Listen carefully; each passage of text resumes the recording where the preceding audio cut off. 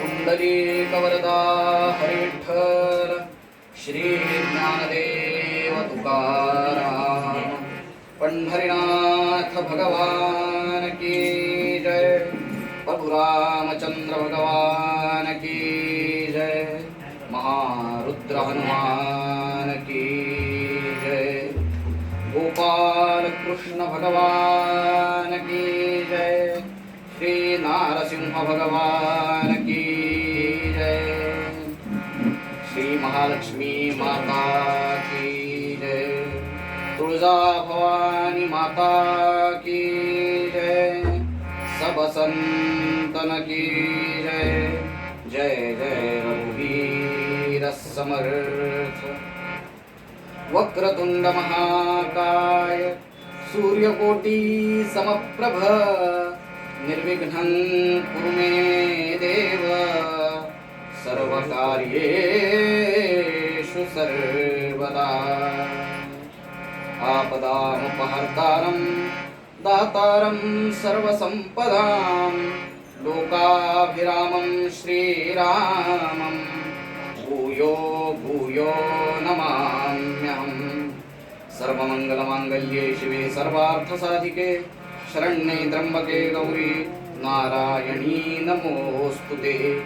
ध्यायेदाजानुबाहुं धृतशरधनुषं बद्धपद्मासनस्थं पीतं वासो वसानं नवकमलस्पर्धिनेत्रं प्रसन्नं वामाङ्कारूढसीता मुखकमलमिलल्लोचनं नीरदाभं नानालङ्कारदीप्तं दधतमुरुजटामण्डनं रामचन्द्रं मनोजवं मारुततुल्यवेगं जितेन्द्रियं बुद्धिमतां वरिष्ठं वातात्मजं वानरयूथमुख्यं श्रीरामदूतं शरणं प्रपद्ये। वरदां पुत्रदां श्यामां प्रभ्यदां दिव्यभोगदां आशापूर्णां चिरञ्जीवीं ध्यायामि तुरजां हृदिं। नमो देव्यै महादेव्यै शिवायै सततं नमः। नमः प्रकृत्यै भद्रायै नियताः प्रणता स्मतां वसुदेवसुतं देवं कंसचाणूरमर्दनं देवकी परमानन्दं कृष्णं वन्दे जगद्गुरुं। ध्येयस्वासवितुमण्डलमध्यवर्ती नारायणः सरसिजान् सरसन्निविष्टः केयूरवान् मकरकुण्डलवान् किरीटी भारी हिरण्मयः वपुर्धृतशङ्खचक्रः शुकासारिखे पूर्णवैराग्यजाचे वसिष्ठा परिज्ञान योगेश्वराचे कवी वाल्मिका सारिखा मान्य येसा नमस्कार माझा सद्गुरु रामदासा। कुंडलीकवरदा हरिविठ्ठल श्री ज्ञानदेव तुकाराम पंढरीनाथ भगवान की जय। प्रभु रामचंद्र भगवान की जय। महारुद्र हनुमान की जय। महालक्ष्मी माता की जय। गोपाल कृष्ण भगवान की जय। श्री नारसिंह भगवान की जय। जय जय रघुवीर समर्थ।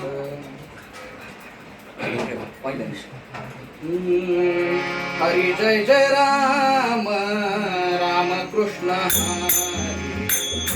हरि जय जय राम राम कृष्ण हरि।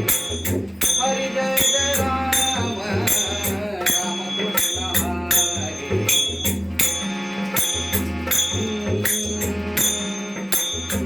नवनीत सम नवनीत प्रिय नवनीत सम नवनीत प्रिय नवल विनोद हरि राम नवल विनोद हरि राम। हरि जय जय राम राम कृष्ण हरि। हरि जय जय राम राम कृष्ण हरि। हरि जय जय राम राम कृष्ण हरि। दुर्वासो नुत दुःख विमोचक दुर्वासो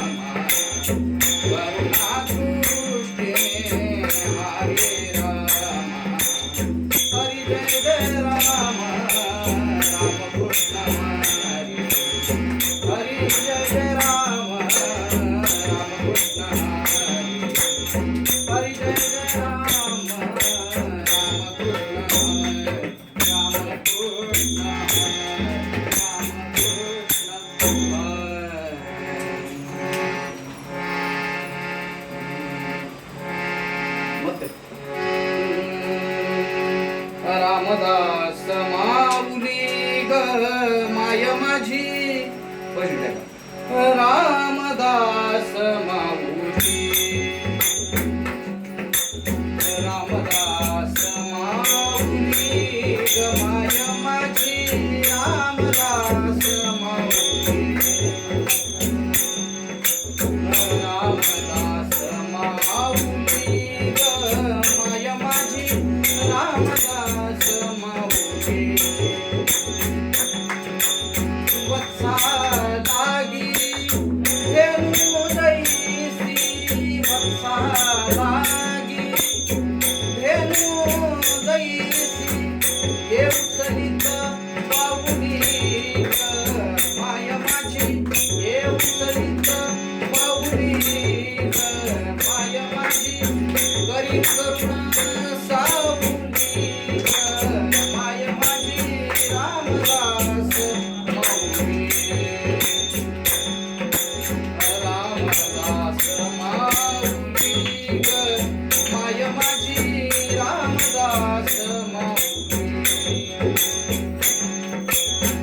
बाळ तुझा मी परी म्हणावी तो बाळ तुझा मी परी म्हणावी तो करी करुणा सावली ग माय माझी करी करुणा सावली ग माय माझी रामदास माऊली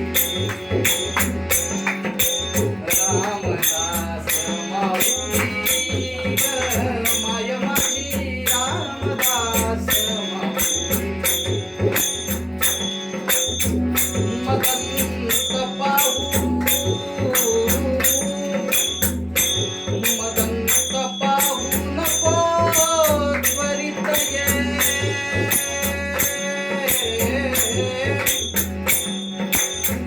मदंत पाहू नको त्वरित ये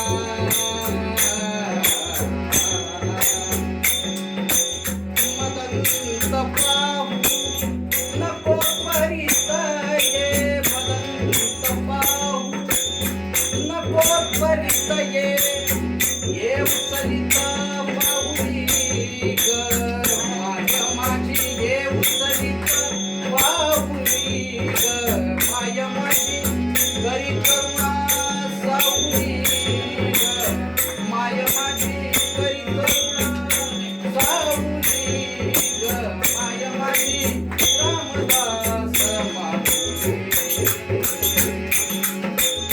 रामदास माऊली ग माय माझी रामदास माऊली रामदास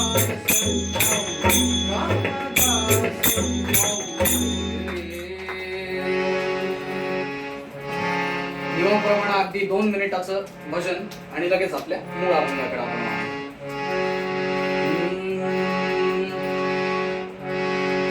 रघुपती राघव राजा राम पुनीत भावन सीताराम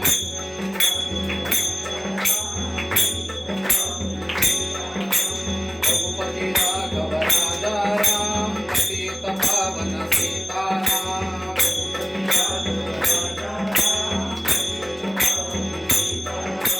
रघुपती राघव राजा राम पुनीत भावन सीताराम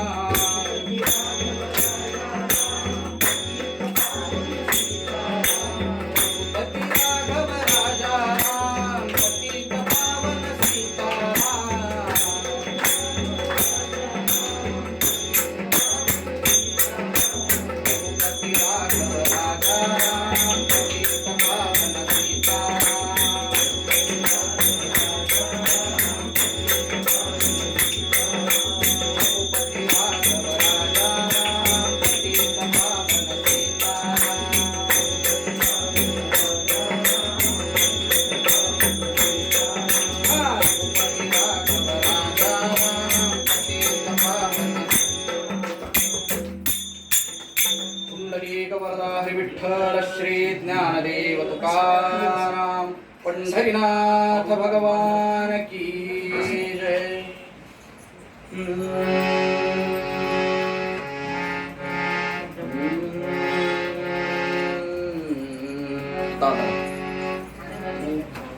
देवाची चाल माहिती ना तुला? बाबा घ्यायची तीच चाल वाजवायची.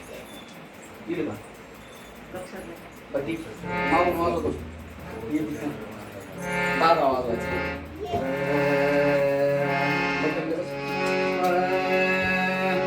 देव आहे देव आहे देव आहे देव आहे ला ला ला ला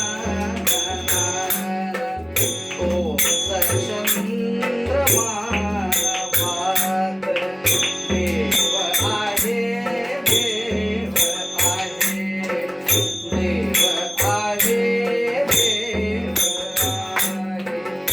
देव आहे देव आहे देव आहे देव आहे जवळी आम्हा अंतर पाहे जवळी आम्हा अंतर पाहे देव आहे देव आहे देव आहे देव आहे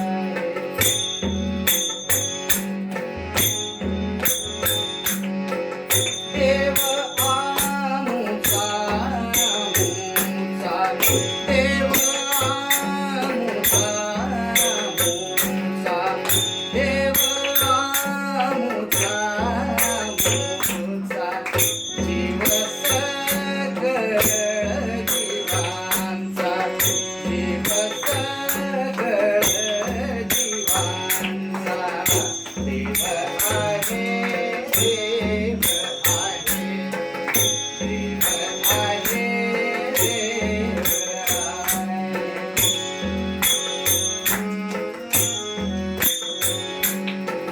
देव गोड देव गोड देव गोड देव गोड पुरवी तोडाचे गोड पुरवी तोडाचे गोड देव आहे देव आहे देव आहे देव आहे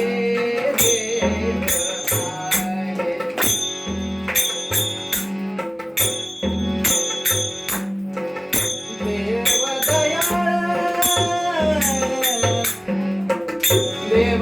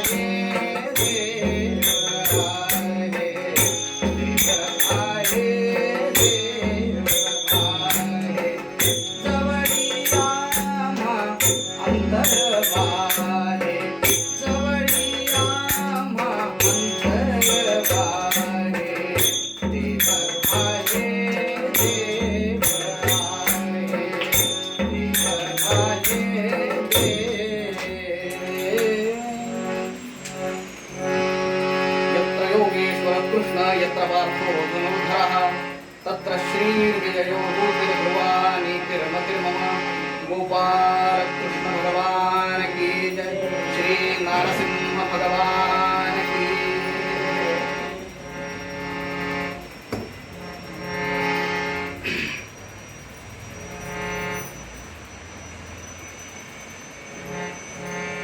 प्रस्तुत कीर्तन सेवेला घेतलेला अभंग जगद्गुरु जगद्वंदनीय देहुनिवासी प्रातस्मरणीय संत श्रेष्ठ संत शिरोमणी तुकाराम महाराजांचा 4 चरणांचा अभंग.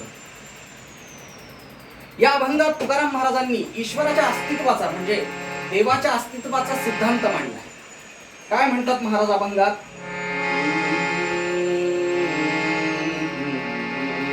देव आहे जवळी आम्हा अंतरबाहे.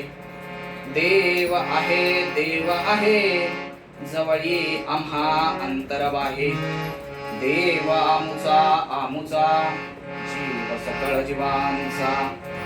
देव गोड पुरवी कोडाचेही गोड. देव दयाळ कवी कृपयाचा सांभाळ. 4 चरणाचा अभंग. महाराज म्हणतात देव आहे. देव या जगात निश्चित आहे. ईश्वराच्या अस्तित्वाचाच सिद्धांत या अभंगात.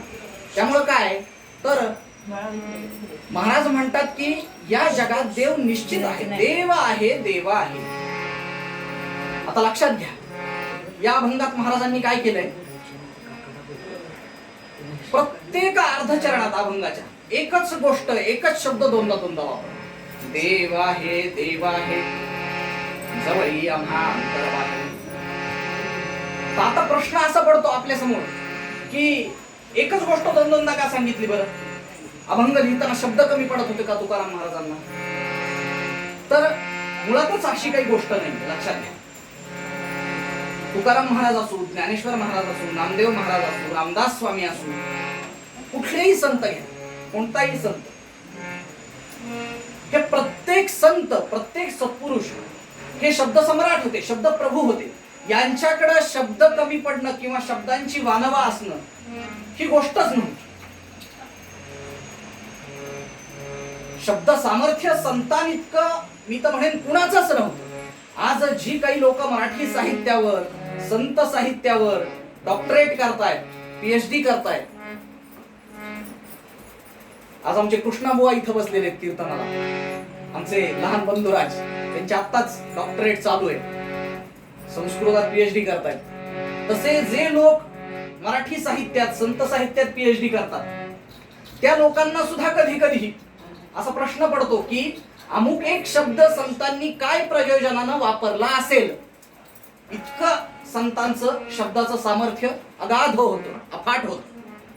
मग अशा संतांना शब्द कमी पडतील का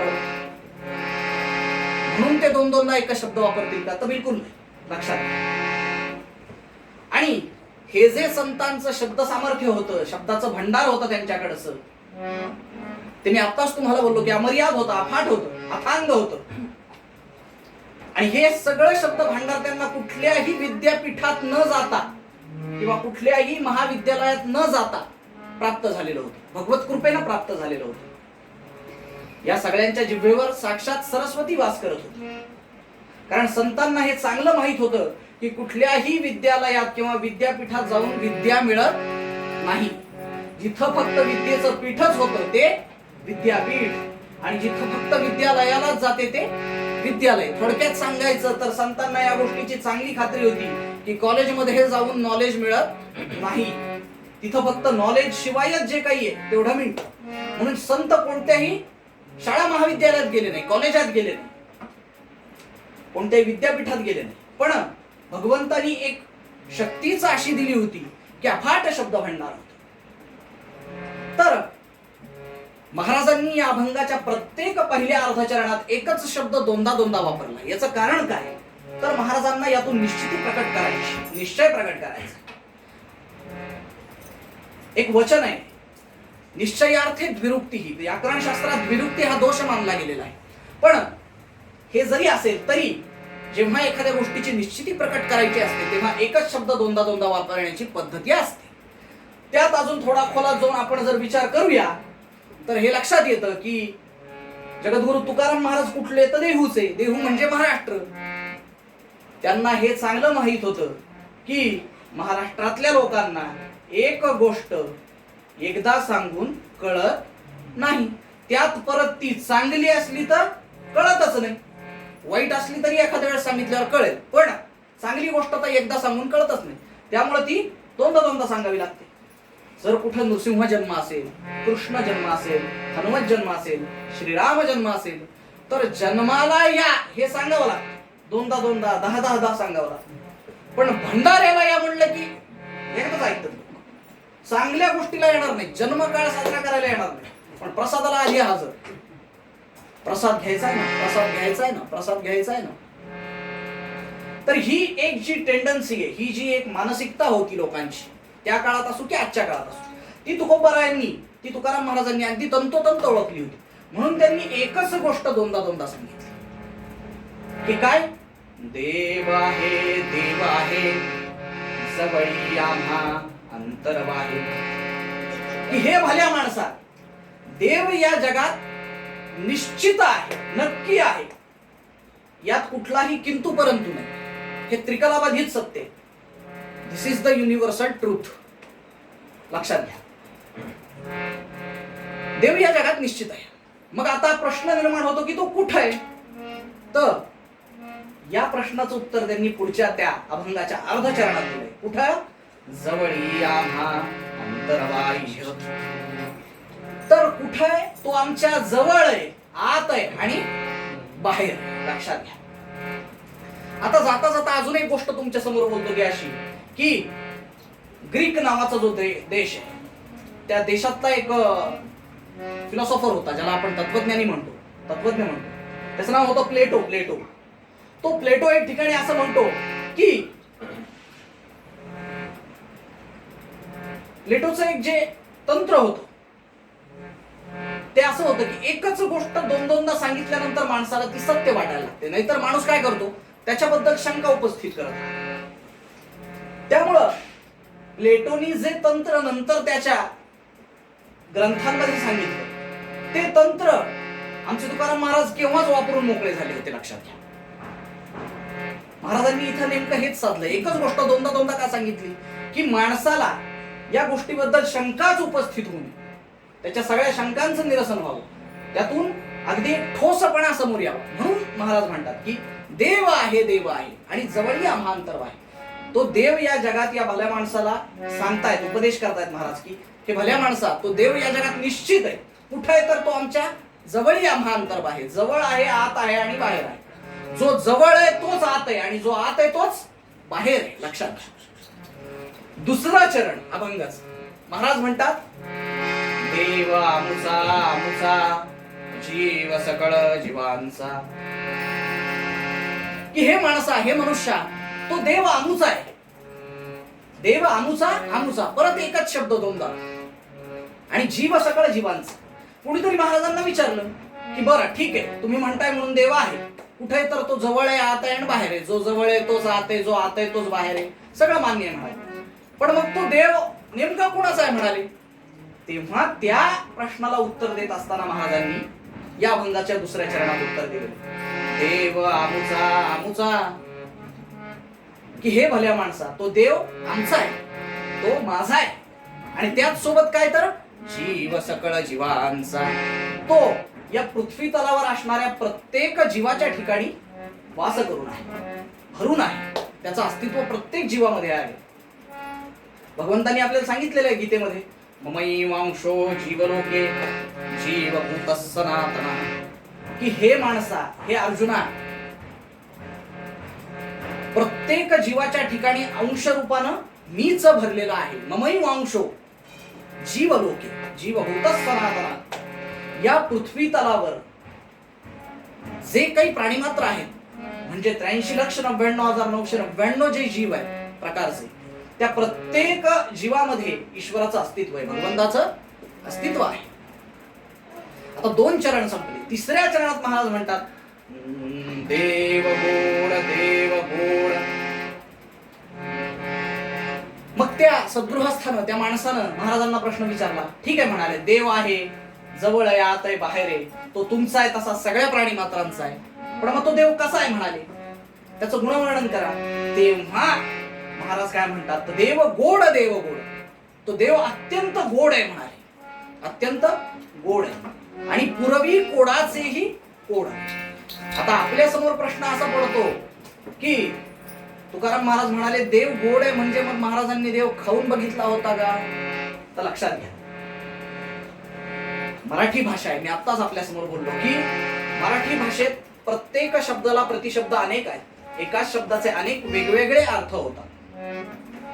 एकाच शब्दाचे अनेक वेगवेगळे अर्थ होतात. ही सोय फक्त मराठी भाषेलाच आहे. मी म्हणेन, माझा मराठाची बोलू कौतुके परी अमृतातेही पैजा जिंके, ऐसी अक्षरे रसिके मेळवीन, माऊलींनी सांगितलं. मराठी भाषा जितकी समृद्ध भाषा आहे तेवढी मला तरी वाटत नाही की कुठली असेल. मराठी ही अत्यंत समृद्ध भाषा. तर महाराजांनी काय सांगितलंय, देव गोड देव गोड. मग महाराजांनी देव खाऊन बघितला होता का? तर नाही.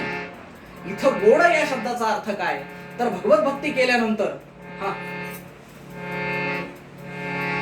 भगवत भक्ती केल्यानंतर, देवाची उपासना केल्यानंतर, त्याची आराधना केल्यानंतर माणसाला जो अनुभव येतो, जो आनंद मिळतो, तो अत्यंत चांगला आहे, तो अत्यंत गोड आहे, तो अत्यंत आल्हादकारी आहे. असा गोड या शब्दाचा अर्थ आपण इथे घ्यायचा. तिसरं चरण, देव गोड देव गोड. आणि अर्ध्या चरणात काय सांगतात, पुरवी गोडाचे गोड, की असा गोड देव असून तो तुमच्या मनातल्या सर्व इच्छा, आकांक्षा, मनोरथ पूर्णत्वाला नेतो, पूर्ण करतो. आणि टीकेच्या म्हणजे अखेरच्या चरणात तुकाराम महाराज म्हणतात की तो देव कसा आहे बरं, तर तो अत्यंत दयाळू आहे म्हणाले. देव अत्यंत दयाळू. किती दयाळू, तर त्याच उत्तर त्यांनी त्या टीकेच्या अर्ध्या चरणात दिलेले. देव दयाळ दयाळ तरी तुकयाचा सांभाळ. देव दयाळू आहे. किती दयाळू, तर माझी रामदास स्वामी रामदास माऊली वर्णन करते.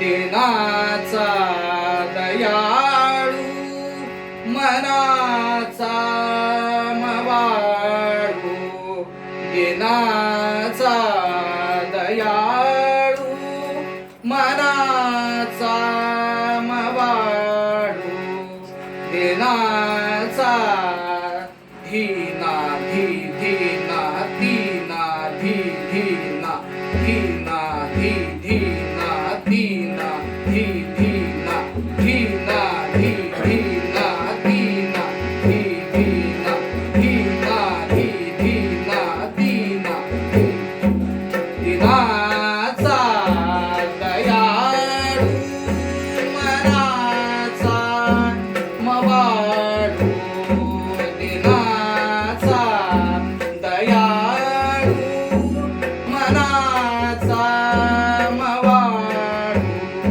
स्नेहाळू कृपाळू जगी दास पाळू, स्नेहाळू कृपाळू जगी दास पाळू, दिनाचा दयाळू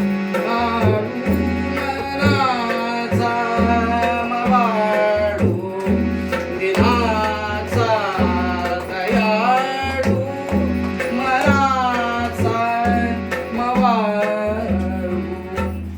भगवंत अत्यंत दयाळू, दिनाचा दयाळू मनाचा मवाळू, स्नेहाळू कृपाळू जगी दास पाळू. हेच तुकाराम महाराजांनी सांगितले की भगवंत हा अत्यंत दयाळू, खूप दयाळू. किती दयाळू, त्याचं काही प्रमाण असेल तर महाराज म्हणतात, देव दयाळ दयाळ करी तुकयाचा सांभाळ. अरे म्हणाले किती दयाळू आहे, कसं सांगू तुम्हाला. आजपर्यंत या तुक्याचा ज्यानं सांभाळ केलाय तो भगवंताशिवाय दुसरा कोण आहे. या तुक्याचा त्यानं आयुष्यभर सांभाळ केला. यावरूनच लक्षात घ्या की देव किती दयाळू आहे. आता 4 चरणांचा तुकाराम महाराजांचा अभंग आतापर्यंत जो पाहिला तो झाला अभंगाचा भावार्थ. आता थोडा महत्वाचा विषय या अभंगातला आपण समजून घेऊया आणि मग त्या अनुषंगाने आपल्याला भगवान नरसिंहाची जन्मकथा देखील ऐकायची. तर आता देव आहे जवळी आम्हा अंतर्भ आहे. देव आहे हे आपल्याला कळलं, तो आपल्या जवळ आहे, आत आहे, बाहेर आहे, तो आपला आहे तसाच इतर प्राणी मात्रांचा सुद्धा आहे. त्याच सोबत तो गोड आहे, तो मनोरथांचे मनोरथ पूर्ण करतो, तो अत्यंत दयाळू आहे. तुकाराम महाराजांचा तुमचा आमचा सगळ्यांचा सांभाळ तोच देव करतो. हा भावार्थ लक्षात घेतल्यानंतर अजून एक प्रश्न निर्माण होतो की देव आहे असं प्रतिपादन फक्त एकट्या तुकाराम महाराजांनीच केलं का बरं? तर बिलकुल नाही. आपल्याला ईश्वराच्या अस्तित्वाचे अनेक दाखले आणि अनेक प्रमाण मी सांगू शकतो. आमची गीता माऊली असं म्हणते, ईश्वर सर्वभूतानां हृदयेषु तिष्ठति ग्रामयन् सर्वभूतानि यंत्रारूढानि मायया. याच गीता माऊलीचं जेव्हा ज्ञानेश्वरीत भाषांतर होतं तेव्हा आमची ज्ञानराज माऊली म्हणते,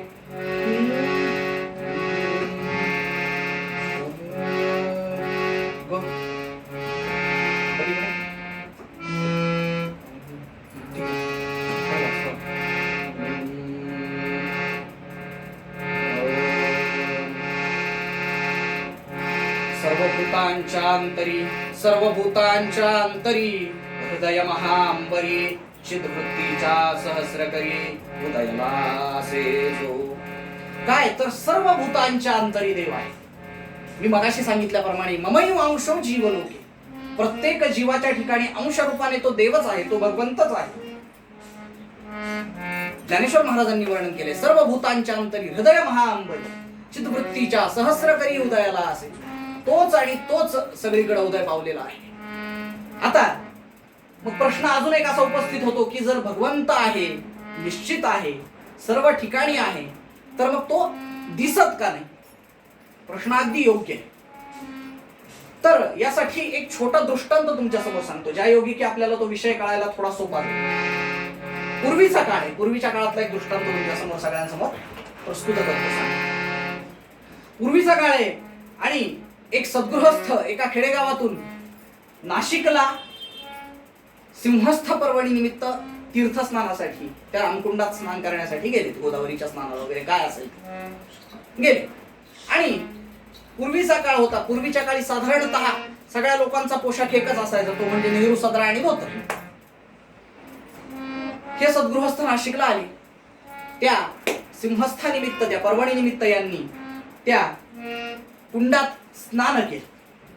स्नान झाल्यानंतर आपल्या अंगातलं जे धोतर होतं ते धोतर बदलण्यासाठी म्हणून हे सद्गृहस्थ त्या कुंडाच्या बाहेर आले, त्या पात्राच्या पाण्याच्या पात्राच्या बाहेर आले. आल्यानंतर झालं असं की पूर्वीच्या काळी लोक काय करायचे, धोतराच्या कनवटीला ₹1 लावायचे. कारण काय, त्याच्या मागचं शास्त्र असं होतं, बाहेर जाताना धोतराच्या कनवटीला ₹1 असावा. त्याचं कारण असं की आपण जर बाहेर जाताना लक्ष्मी घेऊन गेलो तर येताना तिच्या पावलांना अजून लक्ष्मी आपल्या घरात येते. हे त्या मागचं एक शास्त्र होतं. आता धोतरच राहिलं नाही, त्याच्यामुळे काही प्रश्नच उद्भवत नाही. पॅन्ट घालतात, पाकिटात पैसे ठेवतात, पाकिट मारलं जातं, हा परत हात हलवत घरी येतो. एवढा सहज आणि सोपा हिशोब झाला आजकालचा, पण असो, तो आपला मुद्दा नाही. तर हे जे सद्गृहस्थ होते ह्यांच्याही धोतराला स्नानाला उतरत असताना एक चांदीचा कल्लेदार ₹1 होता. चांदीचा ₹1 पूर्वीच्या काळाचा. तर हे जेव्हा स्नान करून पात्राच्या बाहेर आले तेव्हा त्यांना लक्षात आलं की आपला तो चांदीचा जो ₹1 आहे तो स्नानाच्या दरम्यान कुठेतरी पात्रात त्या कुंडात पडलाय. बरं, पूर्वीचे लोक एवढे चिकट होते की हा सद्गृहस्थ वर आलेला परत पात्रात गेला. कशासाठी? तो चांदीचा ₹1 शोधण्यासाठी. पात्रात गेले, नाक बंद केलं, पाण्यात डुबकी मारली आणि खाली तळात तो ₹1 शोधू लागले त्या कुंडात. बराच वेळ झाला. या सद्गृहस्थांनी तो ₹1 शोधण्यात बराच वेळ गमावला त्याच्या आयुष्यात. पण तो ₹1 काही सापडायला तयार. हे सगळं चालू असताना त्या रामकुंडाच्या तिथं त्या घाटावर म्हणा, त्या पायऱ्यांवर म्हणा, वरती पात्राच्या बाहेर म्हणा, अजून एक माणूस बसलेला. तो माणूस या सद्गृहस्थाची ती सगळी कृती एकंदर शांतपणे निरीक्षण करीत बसलेला होता. जेव्हा तो ₹1 सापडत नाही म्हणून डुबकी मारलेला तो सद्गृहस्थ पाण्याच्या पात्राच्या वर आला, डोकं वर काढलं तेव्हा या वरच्या काठावरच्या माणसानं त्याला प्रश्न केला. म्हणाले, तुमचं पाण्यात काही पडलंय का? म्हणाले, हरवलंय का? तेव्हा हा माणूस म्हणाला, हो, माझ्या कमरेला एक चांदीचा ₹1 होता, तो पात्रात पडलाय म्हणाले, त्याचाच मी शोध घेतो. तेव्हा हा वरती बसलेला माणूस त्या माणसाला म्हणाला की बाबा रे, आता ह्या सिंहस्थानिमित्त इथं लाखो असंख्य भक्तगण आले, कुंभमेळ्यानिमित्त इथं असंख्य साधू आलेत, संन्याशी आलेत, अघोरी आलेत, त्यांनी इथं स्नान केली आहेत. त्यामुळं हे पाणी गढूळ झालंय ना. तसंही आपला कुंभमेळा सगळ्यांच्या डोळ्यातच शिरतो, डोळ्यातच असतो ना आपला कुंभमेळा. परवा एक प्रकरण झालं ना हरिद्वारच्या कुंभाचं, फार बोंब झाली तिथं की काय तर म्हणे कुंभामुळेच कोरोना पसरला गेला वगैरे वगैरे वगैरे. त्याच्यानंतर आलेली ईद, इफ्तार पार्ट्या, संध्याकाळचे रोजे सोडणं एकत्र बसून 100-100, 500-500 लोकांनी, ते नाही दिसत. फक्त तो तेवढा तो कुंभच डोळ्यात सलतो सगळ्यांच्या. असो, राजकारण आपला विषय नाही, आपल्याला बोलायचंय नाहीये. पण या गृहस्थांनी त्याला सांगितलं की म्हणाले, अरे या कुंभानिमित्त इथं असंख्य लोक आले, त्या पात्रात, त्या कुंडात स्नान केली आहेत म्हणाले, त्यांनी धुणी धुतली आहेत. त्यामुळे त्या कुंडाचं जे पाणी आहे ते गढूळ झालंय ना, दूषित झालंय, गढूळ झालंय. जर तुम्हाला असं वाटत असेल की तुमचा चांदीचा रुपया तुम्हाला सापडावा, तर तुम्हाला काय करावं लागेल म्हणाले, ते जे पाणी आहे त्याच्यातला जो गढूळपणा आहे, ती जी घाण आहे, ती शांत होऊ द्यावी लागेल म्हणे. ते पाणी शांत होऊ द्यावं लागेल. जेव्हा ती घाण सगळी शांत होईल तेव्हा तुम्हाला त्या पाण्याचा तळ दिसायला लागेल आणि मग तुम्हाला तुमचा तो रुपया दिसून येईल. तोपर्यंत तुम्हाला तुमचा रुपया मिळण्याची काहीही शक्यता नाही. आता दृष्टांत संपला. आपल्याला या दृष्टांतातून काय घ्यायचंय, तर आपला प्रश्न होता की देव जर या जगात आहे तर तो दिसत का? तर लक्षात घ्या, त्याचं उत्तर असं की 83,99,999 देहानंतर एकदा माणसाला मनुष्य जन्म, आणि या म्हणजे जवळजवळ 84 लक्ष देह फिरल्यानंतर माणूस एकदा मनुष्य होतो. तर मग या 84 लक्ष देहात जेव्हा मनुष्य फिरत असतो तेव्हा मनुष्याच्या मनात फक्त आणि फक्त काय असतं, तर विषयाचाच ध्यास त्यानं घेतलेला असतो. त्यामुळं काय होतं की ही सगळी विषयाचीच घाण त्याच्या मनात साठलेली असल्या कारणानं त्याला आपल्या हृदयात असलेल्या, हृदय महाअंबरी माऊली सांगतात, हृदयात असलेल्या त्या भगवंताचं, त्या श्रीहरीचं ते रूपच दिसत नाही, तो देवच दिसत नाही. कारण काय, तर विषयाचा तो एक प्रकारचा मळ त्याच्या मनात साठलेला असतो. जोपर्यंत तो विषयाचा मळ स्वच्छ होत नाही तोपर्यंत तो निश्चितपणे दर्शनाचा विषय ठरणार नाही. लक्षात,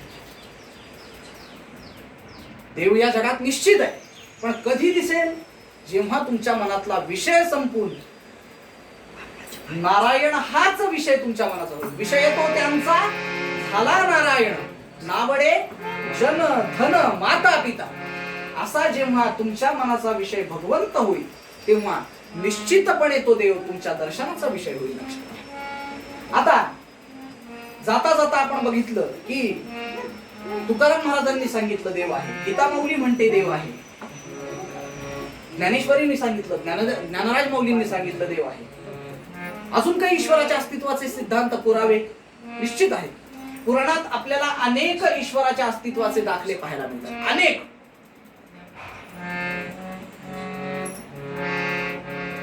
सूक्तकार एके ठिकाणी असं वर्णन करतात, हरि ओम हरि ओम ओम पुरुष एवेदं सर्वं यद्भूतं यच्च भव्यं उतामृतत्वस्येषानो यदन्नेनातिरोहति, की हजारो बाहूंचा, हजारो हातांचा, हजारो पायांचा, हजारो मस्तकांचा असा तो परमात्मा सर्वत्र भरून उरलेला आहे. आणि एवढा असून देखील काय, तर तो दशांगुळ उरलेलाच आहे. एतावानस्य महिमा तो जायांश पुरुषः, एतावान अस्य महिमा, कस्य महिमा, तर ईश्वरस्य महिमा, हाच आहे तो नेमका. लक्षात घ्या. आमचे मोरोपंत एके ठिकाणी असं वर्णन करतात,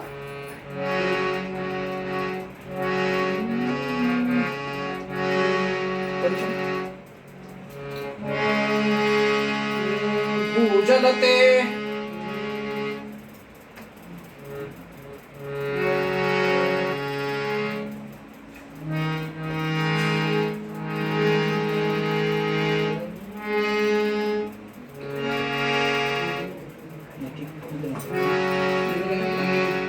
भूजल तेज समीरख भूजल तेज समीरख रवी शशी काष्ठादिकी असे भरला स्थिरचर व्यापुनी अवघा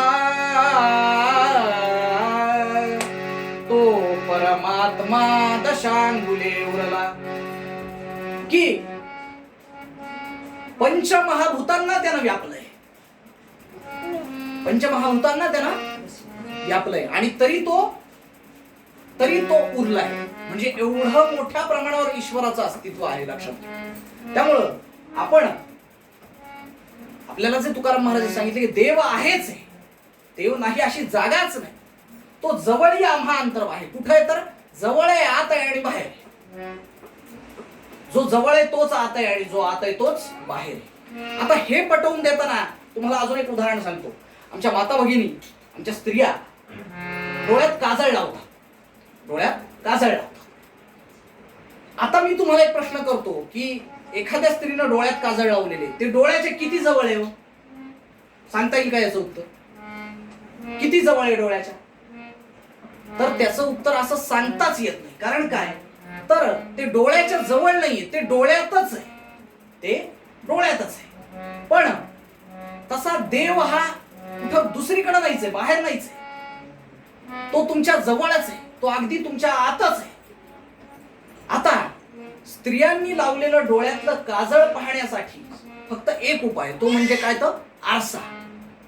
तसं तुमच्या मनातला जो भगवंत आहे, जो देव आहे, तो पाहण्यासाठी सुद्धा एक उपाय. तो कुठला तर या संतांच्या विचारांचा आरसा, या पुराणांच्या विचारांचा आरसा. या सगळ्या ऋषीमुनींना जे अनुभव आले, श्रुती स्मृतींनी जी वर्णना करून ठेवलेली ती त्या ऋषीमुनींना, त्या व्यक्तीला आलेल्या ईश्वराच्या अस्तित्वाचेच अनुभव. हा एक प्रकारचा आरसा जेव्हा आपण आपल्या बरोबर ठेवू तेव्हा तो देव निश्चितपणे आपल्या अनुभवाचा, आपल्या दर्शनाचा विषय. खरं वास्तविक पाहता आजकाल हा निरर्थक प्रश्न केला जातो की देव आहे तर दिसत का? ह्याला खरं म्हणजे फारसं काही अर्थ नाही माझ्या मते. म्हणजे तुमच्या लोक म्हणतात आजकाल, नास्तिकवादी लोक, आणि असली पैदास भारतात खूप झाली आजकाल, म्हणजे बिनबुडाचं बोलणं आहे. आणि अशाच लोकांना सवंग प्रसिद्धी. आता आम्ही आपल्या घरचेच लोक आहेत म्हणून एक गोष्ट नमूद करतो की जे लोक अभ्यास करून कीर्तनाला उभे राहतायत, कथा करतायत, भागवत करतायत. आता हा आमचा लहान भाऊ असेल, आमचे महेश महाराज असतील, मी स्वतःला म्हणून आहे, पण आम्ही अभ्यास करून उभे राहतो. आमच्याकडे लोक येत नाहीत जे 2-2 तास भजन करतात, नुसत्या भजनावरच कथा मारून नेतात, नाच गाणं चालतो, तिथं लोक जातात. दुर्दैव आहे लोकांचं. तर विषय असा चालला होता का, भरकटायचं नाही आपल्याला, आपल्याकडे वेळ कमी आहे, जन्माचं कीर्तन आहे. तर विषय असा चालला होता की लोक म्हणतात देव आहे तर दिसत का नाही, आणि तो दिसल्याशिवाय आम्ही मानणार नाही. तू मानण्यानं मानण्यावर देवाचं काहीही आडत नाही. तू मान नाही तर नको मान, खड्ड्यात जा, काही घेणं देणं नाही, तू तुझा समर्थ आहेस, काय विचार करायचा तर. माझा प्रश्न असा आहे की देव ही बघण्याची वस्तूच नाही, ती अनुभवण्याची वस्तू आहे. सरळ सरळ नामदेव महाराज एका अभंगात फार सुंदर वर्णन करतात. कसे बोटाने दाखवू तुला, कसे बोटाने दाखवू तुला, कसे बोटाने दाखवू तुला, कसे बोटाने दाखवू तुला. हे अनुभव गुरुच्या मुला रे, हे अनुभव गुरुच्या मुला रे, कसे बोटाने दाखवू तुला, कसे बोटाने दाखवू तुला, कसे बोटाने दाखवू. काय म्हणतात नामदेव महाराज? अरे बाबा, देव बोटानं दाखवायला तो काय बाजारातला भाजीपाला आहे का, की हा इथं देव आहे, हा पावशेर आहे, हा हातपाव आहे, हा 1 किलो 1.5 किलो आहे? नाही, हे अनुभव गुरुच्या मुला. देव हे अनुभवानं जाणण्याची गोष्ट आहे मुळात, लक्षात. आणि आज आपल्याला जे चरित्र भाग जो बघायचा आहे त्याच्या अनुषंगाने एक गोष्ट तुमच्या सगळ्यांसमोर नमूद करतो ती अशी की देव प्रत्यक्षात दिसतो सुद्धा, पण कधी? जेव्हा तुमचा श्रद्धा, भाव, निष्ठा ही प्रल्हादासारखी असेल. ते असं तुम्हाला आम्हाला कसं दिसत देव? देव दिसतो आपल्याला, पण तो कसा आहे हे सांगायला आपण उरत नाही. तिकडे गेल्यावरच काय ते काय होतं त्याचं माहितीये कोणाला, नेमकं सांगायला उरतो कुठं? पण ज्या काही लोकांना देवानं दर्शन दिलं त्यांचा भावही तसाच होता, त्यामुळे तो त्यांच्या प्रत्यक्ष दर्शनाचा विषय ठरला. लक्षात घ्या. पण आपल्यासारख्यांनी काय तर त्याचा अनुभव घेतला पाहिजे. थोडक्यात सांगायचं, आता जाता जाता किती नाही म्हणलं तरी माझे वडील म्हणायचे की कीर्तनाचा आत्मा जो आहे तो पूर्वरंग. पूर्वरंग नीट प्रतिपक्ष मांडल्याशिवाय तुम्ही उत्तरंगात कथा असते. मान्य आहे की कथेचंही महत्व तेवढंच आहे, जन्माच्या कथेचं महत्व तर अत्यंत आहे, नाही असं नाही. परंतु तरी काय होतं की तुमचा मुद्दा पूर्वरंगातला अगदी तुम्ही पटवून दिल्याशिवाय त्या धर्तीवर त्या अनुषंगाने तुम्हाला कथा सांगता येत नाही, तिची जोड घालता येत नाही. त्यामुळं जाता जाता 4 गोष्टी तुमच्यासमोर नमूद करतो आणि मग आपण आपल्या पूर्वरंगाचा विषय थांबवू. देव ही दिसण्याची नाही तर ती अनुभवण्याची गोष्ट आहे, असं रामदेव महाराजांनी आपल्याला सांगितलं. तो तुम्हाला दिसेलही, पण तुमचा भाव तेवढा दृढ हवा, निष्ठावंत हवा, जसा की प्रल्हादाचा होता, जसा की गोपिकांचा होता, जसा की सुदाम्याचा होता, जसा की बळीराजाचा होता. आपल्याकडे अनेक असंख्य उदाहरण आहेत, अशी खूप सांगता येईल. तर देवाच्याच कृपेने आपल्याकडे एवढा सुंदर सुखीचा कोरोनाचा काळ चालू आहे. आपण सगळेजण हा काळ कधी आयुष्यात विसरणार नाही असा हा ऐश्वर्य संपन्न काळ आहे कोरोनाचा. तर या कोरोनाच्या अनुषंगाने 1-2 उदाहरणं तुम्हाला देतो, जी पटतील, आपल्याला सहज पटतील. कोणाला लक्षात घ्या. काय आहे की हे दीडशहाणे नास्तिक लोक किंवा हे स्वतःला डावे म्हणतात, बुद्धिवादी म्हणतात. बुद्धिवाद्यांचा मला उमगलेला एक अर्थ, मी निरीक्षण केलेला एक अर्थ असा की ज्यांचा स्वतःच्या बुद्धीबद्दलच आपल्याला बुद्धी आहे की नाही याबद्दल वाद आहे ज्यांच्या मनात, तेच बुद्धिवादी लोक. हे बुद्धिवादी म्हणतात की आता परवा आमच्या माननीय मुख्यमंत्री साहेबांनी सांगितलं की तुमच्या रामनवमीच्या वेळेला की राम जन्माच्या वेळेला मंदिरच उघडायची काय गरज आहे, देव तर सगळीकडे आहे, मंदिराला उघडायचे. आमचे माननीय मुख्यमंत्री साहेब बोलून गेले. तर मग माझा असा मुद्दा आहे, मान्य आहे आम्हाला, आम्ही तर याच तत्वज्ञानावर चालणारे माणसं. आजचा अभंगच काय कीर्तनाचा, देव आहे जवळी आम्हा अंतर, जवळ आहे आत आहे बाहेर. आमचं हिंदू तत्वज्ञानच आम्हाला ते सांगते, संतांनी आमच्या तेच सांगितले, देव आहेच, मंदिरच कशाला उघडायचे. अगदी बरोबर आहे मुख्यमंत्र्यांचं. पण मग माझा पुढचा मुद्दा असा आहे की ऑक्सिजन तर हवेत आहेच आहे, सिलेंडरसाठीच कशामुळे मरमर झाली, सिलेंडरच का कमी पडते. कोरोना रुग्णांना जो ऑक्सिजन कमी पडतोय तो हवेतलाच द्यावा. रुग्णाला सांगावं प्रत्येक ठिकाणी की हवेतला ऑक्सिजन तुला फक्त अवेलेबल होईल, सिलेंडरचा काही विचार करू नकोस. 15,000ला एक ऑक्सिजनचं सिलेंडर आहे मालक, कुठे आहेत तुम्ही 15,000ला. लक्षात घ्या. मग मला एकच म्हणायचंय, तुम्ही जसं आमच्या देवी देवतांबद्दल वक्तव्य करता बेताल बिनबुडाचे, तशा अनेक गोष्टी जगात आहेत ना, अनेक गोष्टी. हवा किंवा ऑक्सिजनच आपल्याला दिसतो का, नाही दिसत आपल्याला, हवा दिसत नाही आपल्याला, पण तिचं अस्तित्व मान्य होतच की नाही, करावंच लागतं, न करून सांगता कोणा. बर ठीक आहे, दुधातच तूप असतं हे तर सगळ्यांना माहिती आहे, माता भगिनी चांगलं जाणून. दुधातलं तूप दिसतं का, नाही दिसत. पण मग ते नाहीये का त्याच्यात, आहे. त्याच्यासाठी काही एक प्रक्रिया आहे, दूध तापवावं लागेल, त्याच्यावर साय यावी लागेल, मग तिचं विरजण लावावं लागेल, मग त्याचं दही होईल, दह्याचं ताक होईल, ताकातून लोणी कढवलं होईल, लोण्याला कढवल्यानंतर तुम्हाला तूप मिळेल. मग एका दुधातलं तूप बघण्यासाठी जर एवढी प्रक्रिया आहे, एवढी प्रोसेस आहे, तर देव काय असाच मिळेल, एवढं तर शक्य नाही ना, सहज साध्य नाहीये. त्यासाठी तुम्ही काय करा, आपलं त्याच्यासाठी असलेलं डेडिकेशन काय, आपलं दायित्व काय, आपण करतोय काय, हाही महत्वाचा मुद्दा आहे. 2 उदाहरणं झाली की मुख्यमंत्री साहेबांच्या भाषेत सांगितलं की देव सगळीकडेच आहे, मंदिर उघडायची काय गरज आहे, मंदिर बंदच ठेव बाबा, काही हरकत नाही. पण मग मला म्हणायचं ऑक्सिजन आहे सगळीकडे, सिलेंडरचीच काय गरज, हा मुद्दा झाला. ऑक्सिजन दिसत नाही, हवा दिसत नाही, पण मान्यता करावीच लागते. दुधातलं तूप दिसत नाही, पण आहे की नाही, आहेच आहे. तिळातच तेल असतं, दिसतं का, नाही, पण आहे की नाही, आहेच आहे, मान्यच करावं लागतं. सोबत फुलातच सुगंध असतो, गुलाबाचं फुल आहे, जाईचं फुल आहे, मोगऱ्याचं फुल आहे, फुलातच सुगंध आहे, दुसरीकडे कुठं आहे का, नाहीये. दिसतो का, नाही, पण मान्य तर होतं की नाही, करावाच लागतो, नस करून सांगता कोणाला. उसातच साखर आहे, दिसते का, नाही, पण मान्यता करावीच लागते. सरळ सरळ सरळ सरळ गोष्टी. आईचं प्रेम सगळ्यात बेसिक उदाहरण, आईचं प्रेम. आता आपण सांगू शकतो का की आईचं माझ्यावर 2 किलो प्रेम आहे, नाही छटाकच आहे, नाही सांगू शकतो. आईचं प्रेम दिसत नाही, पण मग ते नाहीये का, निश्चित आहे. मग अशा असंख्य गोष्टी या जगात आहेत की ज्या दिसत नाहीयेत तरी पण आपल्याला मान्य कराव्या लागतात.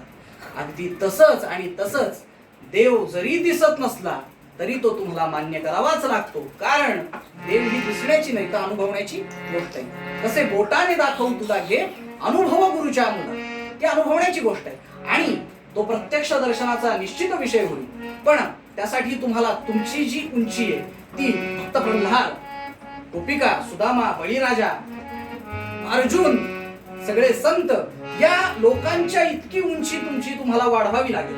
तेव्हा तो भगवंत तुमच्या सगुण साक्षात्काराचा किंवा तुमच्या दर्शनाचा विषय ठरतो. लक्षात. आणि जेव्हा तुमची भक्ती अशी वाढेल तिथपर्यंत जाईल तेव्हा तो देव तुम्हाला दर्शन दिल्याशिवाय राहणार. निश्चित तो तुम्हाला दर्शनास पात्र होतो. पण मग हा भाव कसा हवा तर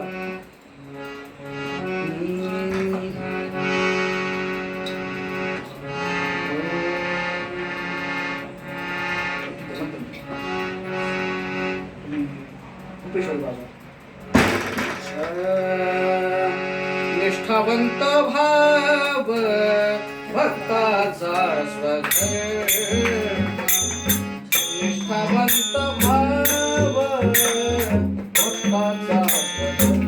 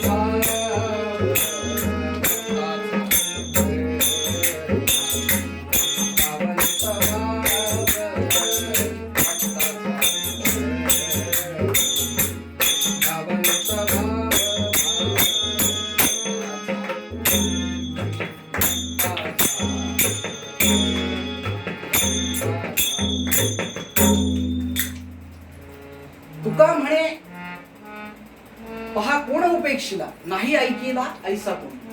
लक्षात घ्या.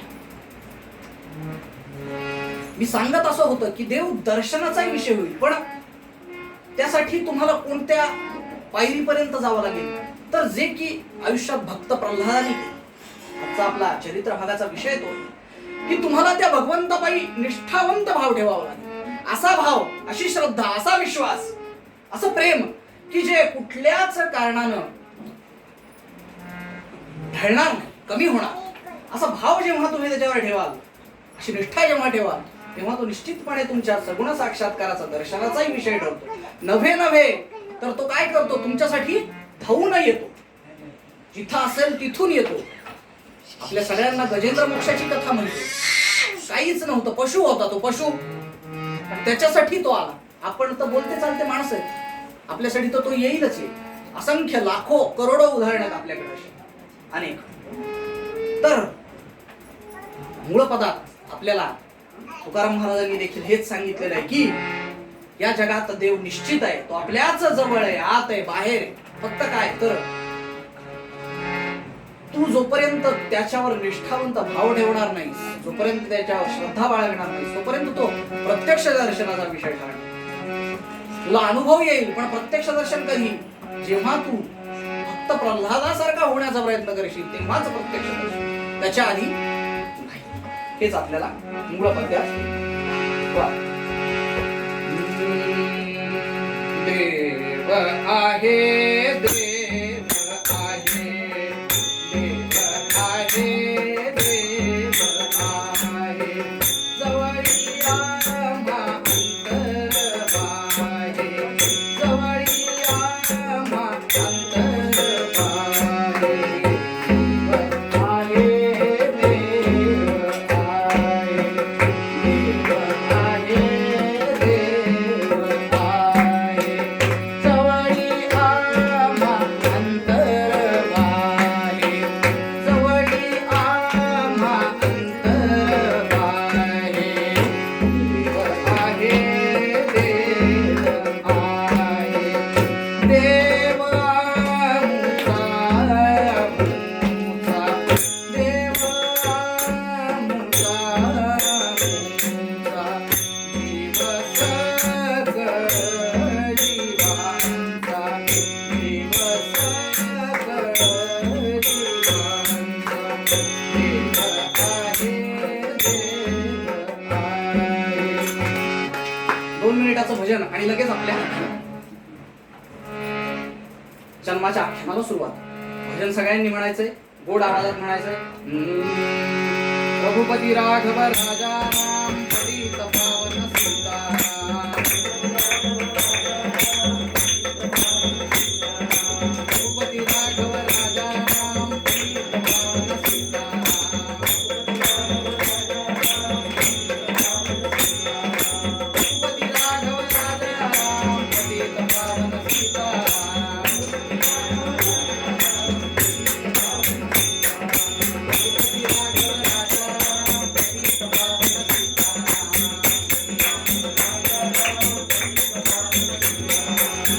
कुंडली कमलदा हरि विठ्ठल श्री ज्ञानदेव तुकाराम, पंढरीनाथ भगवान की जय, प्रभु रामचंद्र भगवान की जय, महारुद्र हनुमान की जय, श्री नारसिंह भगवान की जय, सब संतन की जय. जय जय रघुवीर समर्थ. नृसिंह जन्म लक्षात घ्या. हिरण्याक्ष या आपल्या भावाच्या वधाचा सूड घेण्यासाठी हिरण्यकश्यपून सगळ्या देवांशी वैर मांडलं, सगळ्या देवांशी. आणि देव आणि देवभक्त या दोघांचाही नाश करण्यासाठी आवश्यक ते सर्व प्रयत्न हिरण्यकश्यपू या हिरण्याक्षाच्या भावानं सुरुवात केली या प्रयत्नानं. आणि या प्रयत्नात यश येण्यासाठी म्हणून त्यानं काय केलं तर मंदार पर्वताच्या कुशीत एका अंगठ्यावर उभं राहून केवळ वायू भक्षण करून घोर तपाचरणाला सुरुवात केली. घोर तपाचरण. इतकं तप केलं, इतकं तप केलं, इतकं तप केलं की प्रत्यक्ष ब्रह्मदेवाला त्याच्या तपासमोर प्रकट व्हावं लागलं. ब्रह्मदेव एक दिवस त्याचं ते तप पाहून प्रकट झाले आणि म्हणाले, वरम गृही, वर माग, मी तुझ्या तपानं अत्यंत प्रसन्न झालेलो. आणि मग आधीच हा माकड आणि तो वर त्याच्या हातात परत पोलीत. वर माग म्हणल्यानंतर ह्यानं वर मागायला सुरुवात केली. काय वर मागितलं हिरण्यकश्यपूने तर मानव, दानव किंवा कोणत्याही पशुकडून मला मृत्यू नको. मला जो कोणी तुमच्या सृष्टीतला जो कोणी असेल त्याच्याकडून मला मृत्यू नको. तुमच्या सृष्टीतला जो कोणी असेल त्याच्याकडून मला मृत्यू नको. शस्त्राने किंवा अस्त्राने, दिवसा किंवा रात्री, घरात किंवा घराबाहेर, आकाशात किंवा पृथ्वीवर, सजीव किंवा निर्जीव वस्तूपासून मला मृत्यू नको म्हणाले. आणि सोबतच मी सार्वभौम झालो पाहिजे. तिन्ही लोकात माझा दबदबा निर्माण झाला पाहिजे. मी सार्वभौम झालो पाहिजे आणि मला कुणीही प्रतिस्पर्धी नसला पाहिजे. एवढा मोठा वर या हिरण्यकश्यपू नावाच्या दैत्यानं ब्रह्मदेवांसमोर मागितलं. आणि हे सगळं ऐकून ब्रह्मदेव तथास्तु म्हणाले आणि अंतर्धान पावले. झालं मी तुम्हाला सांगितल्याप्रमाणे माकडाच्या हाती कोलीत.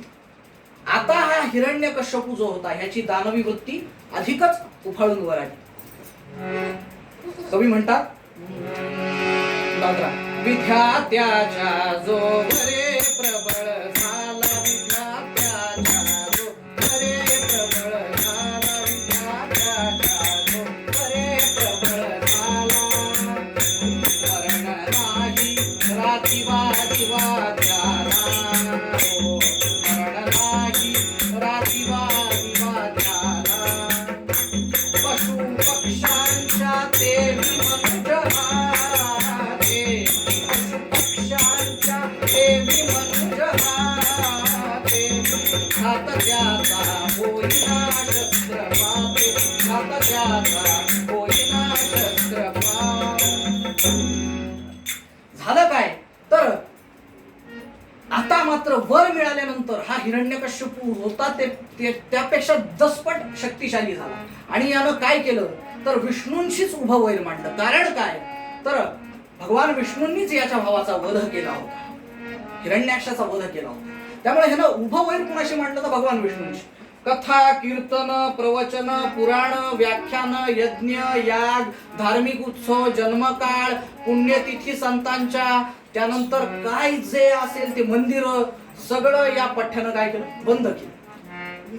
सगळ्या राज्यातले सगळे हिंदू धर्मियांचे धार्मिक उत्सव सणावर सगळं बंद, टोटल लॉकडाऊन, काहीच नाही, बिलकुल बंद, कडक निर्बंध. आणि झालं असं की जे कोणी लोक हे करतील त्यांनाही त्यांना फासावर द्यायचं अशीच आज्ञा काढली, असंच फरमान काढलं. आणि असे अनन्वित अत्याचार या माणसानं सुरू केले. आणि स्वतः असे अनन्वित अत्याचार आपल्या सैन्याला आपल्या त्या सगळ्या लोकांना करायचे सांगून हा स्वतः महेंद्र पर्वतावर भोगवित असा रममाण झाला. आता थोडं लक्षात घ्या, जाता जाता कसं असतं पूर्वीचा काळ आणि आताचा काळ यातली कंपॅरिझन झाल्याशिवाय मजाच नाही. पूर्वीच्या काळी एकच हिरण्यकश्यप होता ज्यानं हे सगळं बंद केलं. आता जेवढे भारतात राज्य आहेत तिथं प्रत्येक ठिकाणी एक हिरण्यकश्यप बसवलेला. तो हेच सगळं करतोय. काय करतोय तर नरसिंह जन्म करू नका, घरगुती करा, 2 माणसात करा, 20 माणसात करा, 2 तासात लग्न करा, धार्मिक उत्सव नाही, राम जन्म नाही, हनुमान जन्म नाही, नरसिंह जन्म नाही, मंदिर बंद. देव काय फक्त मंदिरातच असतो का? म्हणजे काय हिरण्यकश्यप त्याही काळात होता आणि ह्याही काळात नाही. आता काय त्यावेळी ते सगळे कार्यक्रम करणाऱ्या लोकांना तो फासावर चढवत असे. आता ह्यानं काय केलंय आताच्या हिरण्यकश्यपूनं तर त्यानं पोलिसांचा ससेमिरा अशा लोकांच्या मागे लागून दिलाय. म्हणजे बाहेर कुठे गेलात की आहे पोलीस तुम्हाला 100-500ची पावती मारतात. म्हणजे हिरण्यकश्यप आहेच आहे. आणि या हिरण्यकश्यपांसाठी भगवंत सुद्धा येणारच आहेत, काही काळजी करू नका, सगळं काही होणार. तो स्वतः काय केलं त्यानं हे असे अनन्वित अत्याचार केले आणि स्वतः भोगविलासात त्या महेंद्र पर्वतावर रममाण झाला. हे आत्ताचे या हिरण्यकश्यप ते वर्षा बंगल्यावर किंवा ते मातोश्रीवर कुठं असतील तिथून बाहेरच निघत नाही. हे सगळं फेसबुक लाईव्हच्या माध्यमातून चालू, जनतेत यायचंच नाही. म्हणजे थोडक्यात काय तर दैत्य मातलाच आहे. कोरोनाचा काळ हा म्हणजे हिरण्यकश्यपूचाच काळ समजायचा. पण अशाही वेळेत भगवंताचा जन्म होणार आहे म्हणून आपण निश्चितपणे त्याच्यावरची जी श्रद्धा आहे, जो विश्वास आहे, जो भाव आहे तो ढळू देता का? तर असे अनन्वित अत्याचार सुरू झाले. कवी वर्णन करतात प्रबल असुर झाला घात याच्या वराने, यजन पूजन झाले बंद त्याच्या भयाने, मुनी जपित पिधाके लोपले कंदरीत, प्रबळता येऊलेली काळजी निर्जरात. काय झालं तर हे सगळे धार्मिक उत्सव धार्मिक गोष्टी या हिरण्यकश्यपूनी बंद केल्या, बंद. आणि मग काय झालं की सगळे देव सगळी लोक याच्या या शासनाला याच्या या राज्याला कंटाळली, त्रस्त झाली. आणि मग सगळ्या देवांनी काय केलं तर सगळ्या देवांनी त्रस्त होऊन भगवान विष्णूंची प्रार्थना केली. भगवान विष्णू प्रगट झाले, देवांनी त्यांना वंदन केलं आणि या हिरण्यकश्यपूला ब्रह्मदेवांनी दिलेल्या वराची सगळी हकीकत त्यांनी भगवान विष्णूंच्या भगवंताच्या कानावर घातली आणि म्हणाले आता आपणच काहीतरी आमचे तारणहार म्हणून या, आमच्यासाठी तुम्हीच काहीतरी अवतार स्वरूपात कार्य करा. कारण हा अनन्वित अत्याचार करायला म्हणा, लिमिटच नाही, याला लिमिटच नाही. मर्यादेच्या बाहेर अत्याचार झाले. आणि मग काय केलं तर भगवान विष्णूंनी, भगवंतांनी या सगळ्या देवांना एक दिलासा दिला आणि सांगितलं की तुम्ही कुणीही काहीही काळजी करू नका म्हणून. कारण काय, त्याला काय अत्याचार करायचे, किती लॉकडाऊन लावायचंय ते सगळं लावू द्या म्हणून. तो त्याच्या कर्मानच मारला आणि मी त्याच्यासाठी स्वतंत्र अवतार घेणार म्हणून तुम्ही काळजी करू नका. भगवंत काय म्हणतात, मद्भावहाच शिशु होईले की तयाचा, मद्भावहाच शिशु होईले की तयाचा, प्रल्हाद नाम धरुनी निधी सद्गुणांचा, प्रल्हाद नाम धरुनी निधी सद्गुणांचा, त्या ते छळील नृपजयी अतिदुष्ट भावे, जन्मास येईन तई मग मी स्वभावे, गोपाल कृष्ण भगवान की. काय करायचं ते करू द्या म्हणा, काय करायचं ते करू, मी ह्याच्यासाठी अवतार घेणार आणि तो त्याच्या कर्मानच मारणार. झालं, दिलासा दिला विष्णूंनी. आता इकडं हा जो हिरण्यकश्यपू होता याला 4 मुलं होती, लक्षात घ्या, 4 मुलं. आता वास्तविकतेत आमच्या महेश गुरुजींनी पूर्ण नवरात्रोत्सवात प्रल्हाद चरित्रच सांगितले, पण आजच्या दिवसाचा कीर्तनाचा मान असतो म्हणून ते परत आपल्याला बघणे. नाही तर त्यांनी आता फक्त प्रल्हाद चरित्र केलंय म्हणल्यानंतर, प्रल्हाद कथा केली म्हणल्यानंतर त्याच्यात प्रत्येक त्यांनी छोटी छोटी जी निरीक्षण आहेत ती सगळी नोंदवली असते. पण ज्या त्या दिवसाचा जो तो मान असतो त्यामुळे आपण एक त्रोटक चरित्र प्रल्हादाचं नरसिंह जन्माचं बघणार आहोत. तर विषय असा आहे की या हिरण्यकश्यपूला, या दैत्याला 4 मुलं होती. या 4 मुलांमध्ये सगळ्यात धाकटा किंवा सर्वात लहान मुलगा जो प्रल्हाद, आणि हा प्रल्हाद जो होता हा होता विष्णू भक्त. आता तुम्ही म्हणाल कसा, तर हा प्रल्हाद जेव्हा त्याच्या आईच्या म्हणजे कयाधूच्या पोटात होता तेव्हा काय झालं होतं की या हिरण्यकश्यपूच्या तपामुळे इंद्राचं आसन डळमळू लागलं, आणि इंद्राचं आसन डळमळू लागलं म्हणून इंद्रानं काय केलं तर या कयाधूला पळवण्याचा प्रयत्न केला. कयाधूला इंद्र पळवून नेत असताना ती जोराजोरात आक्रोश करत होती. आणि नेमकी ही घटना कुणाच्या दृष्टीस पडली तर देवर्षी नारदांच्या दृष्टीस पडली. उद्या आमच्या नारदीय कीर्तनाचे आद्य प्रवर्तक देवर्षी नारद महाराजांची सुद्धा जयंती आहे, लक्षात घ्या. परवा 27 तारखेला ती जयंती. तर नारदांनी ही घटना पाहिली आणि नारदांच्या ते दृष्टीस पडल्यानंतर नारदांनी तिथं जाऊन इंद्राला थांबवलं आणि म्हणाले, देवेंद्र म्हणजे फडणवीस नाही बरं का, देवाधिदेव इंद्र नाही. आता ते देवेंद्र म्हणले फडणवीस म्हणायची लोकांना सवय लागली. असो, राजकारण आपला मुद्दा नाही, फारच राजकारण आलंय बोलण्यात, पण आता काय ओघाने जे पोटात येते ओठात येतच. असो, तर मुद्दा हा की नारद महर्षी म्हणाले, देवेंद्रा आपल्याला असं करता येणार नाही. इंद्र म्हणाला, काय मुनिराज? म्हणाले, परस्त्री पतिव्रता स्त्री हिचं हरण आपण करता कामा नाही, तू असं करू नकोस.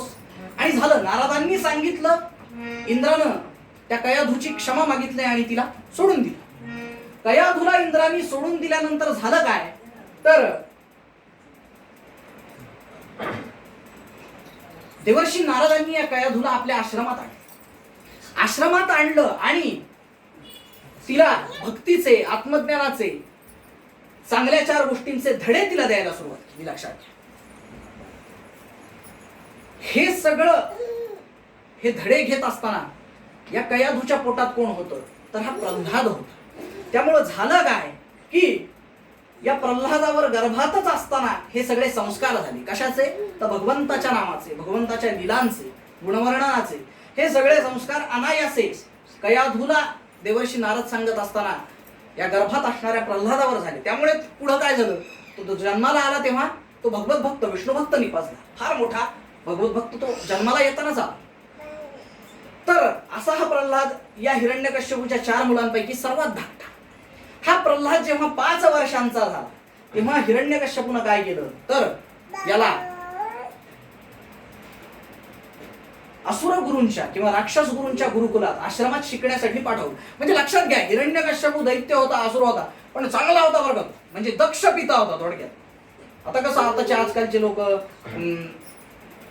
मुलांना उचलतात आणि कॉन्व्हेंटमध्ये टाकतात इंग्लिश शाळेमध्ये. मग जिथं मुलांवर हिंदू धर्माचे कुठलेच संस्कार होत नाहीत, सनातन धर्माचे कुठलेच संस्कार होत नाहीत, तिथं रोज बायबल घेतलं जातं, प्रार्थना म्हटली जाते. म्हणजे हे आत्ताचे हिरण्यकश्यपू. म्हणजे हे थोडक्यात कॉन्व्हेंटमध्ये टाकतात म्हणजे काय करतात तर राक्षस गुरुकुलातच टाकतात आजच्या दृष्टीने विचार केला. असो तोही मुद्दा नाही आपला. दक्ष पिता होता हा हिरण्यकश्यपू. 5 वर्षाचा प्रल्हाद झाला की यानं त्याला राक्षस गुरुकुलात पाठवलं. आता राक्षस गुरुकुलात या प्रल्हादाचे गुरु कोण तर षंढ आणि अमर्क. हे दोघ जण कोण होते तर दैत्यगुरु शुक्राचार्य यांची मुलं. त्यांचा तो आश्रम होता, त्यांचं ते स्कूल होतं, बोर्डिंग स्कूल थोडक्यात आजच्या भाषेत सांगायचं. तिथं हा प्रल्हाद शिक्षणासाठी गेला आणि झालं आसुरी शिक्षण सुरू झालं प्रल्हादाचं. कसं आसुरी दैत्यांचं जे शिक्षण असतं ते प्रल्हादाचं सुरू झालं. आता तिथं काय शिकवत असतील बरं तर यज्ञ यागाचा विध्वंस कसा करायचा, चालू यज्ञात मांसाचे तुकडे नेऊन टाक, एखादा प्राणी मारून फेक, एखाद्या गरीब प्राण्याला त्रास कसा द्यायचा, त्याचा छळ कसा करायचा, लोकांच्या मागे कसं लागायचं, ऋषीमुनींना त्रास कसा द्यायचा, मंदिरं कशी बंद पाडायची, धार्मिक उत्सव कसे बंद पाडायचे. आताचे सध्याचे राज्यकर्ते जे काही आज आपल्या राज्यासोबत आपल्या देशासोबत करतायत ते सगळं शिक्षण त्या आश्रमात मिळायचं. लक्षात घ्या, हेच सगळं असं शिक्षण प्रल्हादाचं सुरू झालं. पण आपण म्हणतो ना की कमळ कसं असतं ते चिखलात राहतं पण त्याला स्वतःला त्या चिखलाचा स्पर्शही होत नाही. तेच प्रल्हादाच्या बाबतीत झालं. जरी त्याचं शिक्षण या पद्धतीने सुरू असेल तरी प्रल्हादानं स्वतः मात्र ते शिक्षण कुठंही डोक्यात घेतलं नाही, मनात घेतलं नाही. तो ते शिकलाच नाही. उलट त्यानं काय केलं तर स्वतः न बदलता त्या गुरुकुलात, त्या आश्रमात, त्या षंढामर्कांच्या आश्रमात जी काही असुर मुलं इतर त्याचे सवंगडी होते, मित्र होते, हे सोबत शिकणारे सहाध्यायी होते, त्याच लोकांना प्रल्हादानं काय केलं तर नवविध भक्ती सांगायला सुरुवात. मध्यंतर झालं, यांच्या शिक्षणाचा काळ संपला, मध्यंतराची सुट्टी झाली की हा प्रल्हाद काय करायचा, सगळ्या त्या सवंगड्यांना घेऊन बसायचा, सहाध्यायांना घेऊन बसायचा आणि त्यांना सांगायचा श्रवणम कीर्तनम विष्णोहो स्मरणम पादसेवा. म्हणजे नवविधा भक्ती प्रल्हादानं सांगायला सुरुवात केली या सगळ्या त्याच्या सहाध्यायांना. सगळी असुराचीच मुलं ती. तर नवविधा भक्ती सांगायला सुरुवात केली आणि सोबतच तो त्यांना सांगू लागला की अरे जे नाशवंतच आहे या जगात, ज्याचा नाशच पावणार आहे, जे नष्टच होणार आहे सरते शेवटी, त्याच्या प्राप्तीसाठी धडपड का करताय. त्यापेक्षा असं करा जे चिरंतन सत्य आहे. आता चिरंतन सत्य सद्वस्तू म्हणजे काय तर परमेश्वर, भगवंत, ईश्वर. जे नाशवंत आहे त्याच्या मागे धडपडत राहण्यापेक्षा, ते प्राप्त करण्यासाठी धडपड करण्यापेक्षा, प्रयत्न करण्यापेक्षा जे चिरंतन सत्य आहे, जे जो ईश्वर आहे, जो देव आहे, त्याच्या प्राप्तीसाठी प्रयत्न करा. हे म्हणाले का, कशासाठी प्रयत्न करायचे. म्हणाले कारण तो प्रत्येक संकटात तुमची मदत करेल, तुम्ही त्याची सेवा करा, तो तुमच्यासाठी धावून येईल. आणि असं एक थोडक्यात काय तर जे शिक्षण त्या गुरुकुलात यांना दिलं जात होतं त्याच्या अगदी विरुद्ध टोकाचं शिक्षण हा प्रल्हाद आपल्या विद्यार्थ्यांना, आपल्या मित्रांना, त्या सवंगड्यांना द्यायला लागला. आणि एक दिवस काय झालं, हे षंढ आणि अमर्क दोघं प्रल्हादाचे गुरु जात असताना त्यांनी पाहिले की प्रल्हाद हे सगळं यांना शिकवतो. मग त्यांच्या डोक्यात आलं यार आपण इथं ह्याला फॅसिस्ट करायचं बघतोय, डावं याच्या सरणीचं करायचं बघतोय, आता मोदी मोदी करतोय. मग त्यांना ते खटकलं. आता काय करावं. ते त्याच्याजवळ आले आणि म्हणाले प्रल्हादा अरे लक्षात घे. कवी वर्णन करतात षंढामर्क म्हणे तै, षंढामर्क म्हणे तै राजकुमारा तुला नहे उचित, हे तव पित्यास कळता होईल बापा क्षणात विपरीत. अरे गधड्या तू हे काय करतोयस म्हणाले. एक तर तूही त्या देवाच्या नादाला लागलायस आणि सगळ्यांना बिघडवायलाच म्हणाले. एक नासका आंबा अख्खी आढी नासवतो म्हणतात ते काही खोटं नाही. तू असं काही करू नकोस. एवढं त्या गुरूंनी त्याला समजून सांगितलं पण त्याच्यात काही फरक नाही, जैसे थे. मग शेवटी काय झालं हे म्हणले आता हे प्रकरण आपल्याच्याने मिटणं शक्य नाही. चला म्हणाले याला कुठं घेऊन, हिरण्यकश्यपूच्या दरबारात. हे नाही के प्रल्हाद मुळीच काही, हे नाही के प्रल्हाद मुळीच काही, म्हणून गुरुने नेला तो राजगे, म्हणून गुरुने नेला तो राजगे. अरे राजा, अरे राजा शत्रू तुझा पोटी, अरे राजा शत्रू तुझा पोटी, आला रत्नाच्या वंशीगार पोटी, आला रत्नाच्या हे प्रकरण दरबारात आलं. या षंढामर्कांनी, हे दोघं जण षंढा आणि अमर्क यांनी घडलेली सगळी हकीकत हिरण्यकश्यपूच्या कानावर घातली आणि म्हणाले आता याचा न्याय निवाडा तुम्हीच करा, याला समजावून तुम्हीच सांगा म्हणाले, आमच्या हाताबाहेरचं प्रकरण. मग हिरण्यकश्यपू काय म्हणाला, तो प्रल्हादाच्या जवळ आला. त्यानं लगेच ऐकलं की त्याच्या थोबाडीत मारली असलं काही नाही. मी तुम्हाला सांगितलं होतं दक्ष पिता होता, त्याचं पोराकडे लक्ष होतं. तो आला आणि म्हणाला, अरे बाळा, आपण त्या विष्णूचे सगळ्यात मोठे विरोधक आहेत, सगळ्यात मोठे, आणि तू त्याच नाव घेतोस, असं कसं चालेल म्हणा. तू असं कर, त्या विष्णूचं नाव वगैरे घेणं बंद कर. तुझा पिता हा सर्वशक्तिमान आहे म्हणाले सध्या तिन्ही लोक. तू फक्त आणि फक्त तिथं देण्यात येणारं जे आसुरी शिक्षण आहे ते ग्रहण कर आणि बापाचं नाव राख म्हणाले. हे सगळे धंदे तू ते विष्णूचं नाव घेणं वगैरे सगळं बंद कर. त्यानं त्याला एकदा व्यवस्थित समजावून सांगितलं हिरण्यकश्यप. पण प्रल्हाद त्याच्या मतावर ठाम, तो काही त्याच्या मतात परिवर्तन करेल, तो त्याचं काही वागणं बदलेल. शेवटी एक दिवस काय झालं, परत हिरण्यकश्यपूने त्याला बोलून घेतलं आणि म्हणाले, तू केलंस का म्हणाले बंद सगळं. तो म्हणाला, नाही बाबा, हे नाही शक्य, मी विष्णूला मानणार आणि त्याचं भगवत भजन करणार म्हणजे करणारच म्हणा. आणि मग शेवटी काय झालं लक्षात घ्या, नाईलाज असतं, अगदी नाईलाज असतं. हिरण्यकश्यपूनं या माझं इथं ठेव म्हणजे मला उभं. शेवटी हिरण्यकश्यपूनं काय केलं तर या प्रल्हादाला त्याचा छळ करायला सुरुवात केली. कारण काय, हा ऐकायलाच तयार नाही. बरं लहान होता, मारून चरून काय होणार. आता ही माझी पोरगी बारकी, तिला काय कळतं, ती इकडे तिकडे फिरती, टाळ्या वाजवती, काय तिला मारून काय फायदा, कळतच नाही, लहान होता प्रल्हाद. मग त्याला काय केलं तर त्याचा छळ करायला सुरुवात केली. सगळ्यात पहिल्यांदा प्रल्हादाला विषाचा प्याला देण्यात आला, विष प्यायला लावलं. पण प्रल्हाद सुरक्षित, उकळतं तेल होतं. हा बॅकग्राऊंडला वाजव,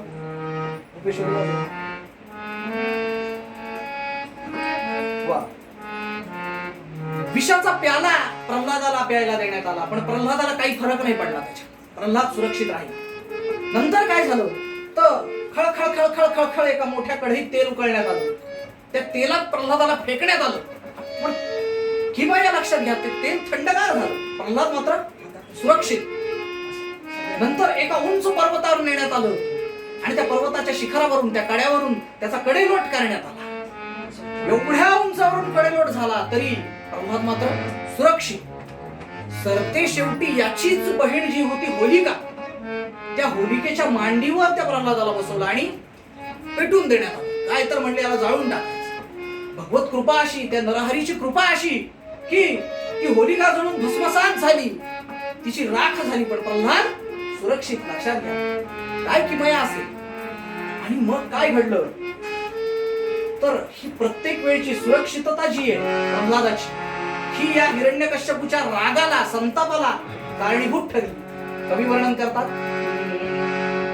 कड्यावर निलोटीला परिण मृत्यू आला मुळी, तसाच स्थिर राहिला परम उग्र दावानळी, समर्थ नच जाहले किमपि शस्त्र मारावया, खराच हरिभक्त तो गणित ना कशाच्या वया.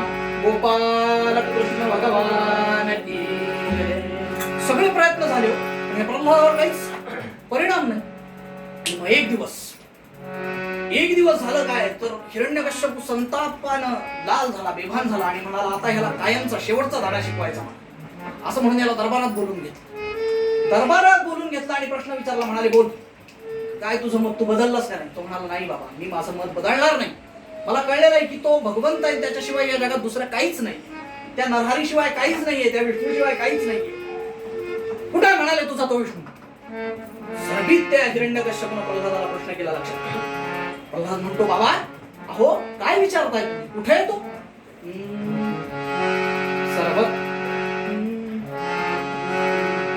सर्वत्र तो भरून या जगतात आहे, कोठे तया विणरिते जगतात नोहे, भावा विणे मुळीदये बघ प्रत्ययाला, सर्वाद्य जो भजतसे गुणदास त्याला, गोपाल कृष्ण भगवान की. अहो बाबा कुठे काय विचारता. म्हणाले, सर्वत्र तो आहे, सगळीकडं तुम्ही म्हणाल तिथे तोच आहे म्हणा, तो नाही अशी जागाच नाही म्हणा.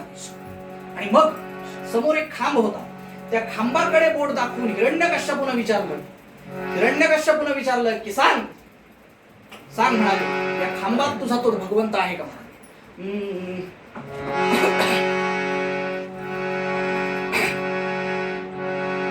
स्तंभीचा तो दादरा, स्तंभीचा तो पाहण्या जगन्नाथ, स्तंभीचा तो पाहण्या जगन्नाथ, भूपतीने मारिली पहालात, भूपतीने मारिली पहालात, या स्तंभातही घोरध्वनी झाला हो, या स्तंभातही घोरध्वनी झाला, स्तंभातही घोरध्वनी झाला, नाही उरली मोजोड कुठे त्याला, नाही उरली मोजोड कुठे त्या. समोरच्या स्तंभाकडे बोट दाखवून हिरण्यकश्यपूने प्रल्हादाला विचारलं, सांग या स्तंभात तुझा हरी आहे का? तो म्हणाला, निश्चित आहे बाबा, तो सगळीकडे, तो नाही अशी जागाच नाही. असं म्हणताच हिरण्यकश्यपूने सगळी ताकद एकवटून त्या खांबावर, त्या स्तंभावर धाडकन लठ्ठा प्रहार केला. धाडकन लठ्ठा प्रहार करताच तो खांब अख्खाच्या अख्खा दुभंगला. लक्षात घ्या, अख्खाच्या अख्खा तो खांब दुभंगला. आणि काय झालं? कड मोडे स्तंभ तो त्या क्षणात, थड थड थड व्योमी दुंदुभी नाद होत, पट पट पट पट पट पट लोटे तारका पुंज भूसी, तड तड तड भूमी ठाईच्या ठाई पाटे, गोपाल कृष्ण भगवान की. धाडकन लठ्ठा प्रहार त्या खांबावर करण्यात आला आणि काळ दिशी तो खांब दुभंगला मात्र. आणि झालं काय तर एक अकराळ विक्राळ अत्यंत भयंकर, अत्यंत उग्र रूप त्या खांबातून प्रत्ययाला आलं, प्रगट झालं. आणि तोच अवतार होता आमच्या भगवान नरहरीचा, भगवान नृसिंहाचा. सगळ्यांनी जोरात जय जयकार करायचा. श्री नारसिंह भगवान की, गोपाल कृष्ण भगवान की. आता 2 मिनिटाचं भगवत जन्म झालेला आहे. आपण 2 मिनिटाचं गोड गळ्यानी त्याला भजन करूया, त्याची आळवणी करूया आणि मग परत आपलं राहिलेलं आख्यान आपण बघूया.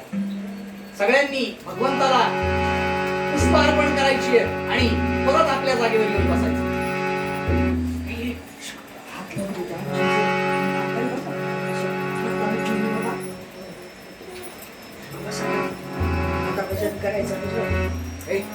दर्शन करून दर्शन करून आण. येते ना जय बाप्पा करायचं सांगायचं.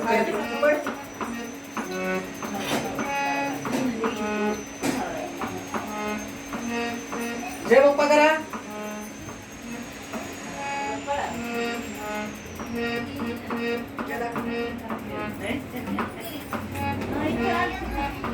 दोन मिनिटाचं सगळ्यांनी भगवत भजन करूया. त्या भगवंताचा जन्म अशा प्रकारे झालेला आहे. लक्षात घ्या. सगळ्यांनी गोड गळ्यानं टाळी वाजवायची हाताने आणि गोड गळ्याने आपल्या त्या भगवंताचं नाव घ्यायचं. रघुपती राघव राजा राम पतित पावन सीताराम. रघुपती राघव राजा राम पतित पावन सीताराम. पतित पावन सीताराम. भज प्यारे तू सीताराम. पतित पावन सीताराम. भज प्यारे तू सीताराम. पतित पावन सीताराम. बोलो सारे मेघ श्याम. पतित पावन सीताराम. भज प्यारे तू सीताराम. रघुपति राघव राजा राम पतित पावन सीताराम. रघुपति राघव राजा राम पतित पावन सीताराम. पतित पावन सीताराम. पतित पावन सीताराम.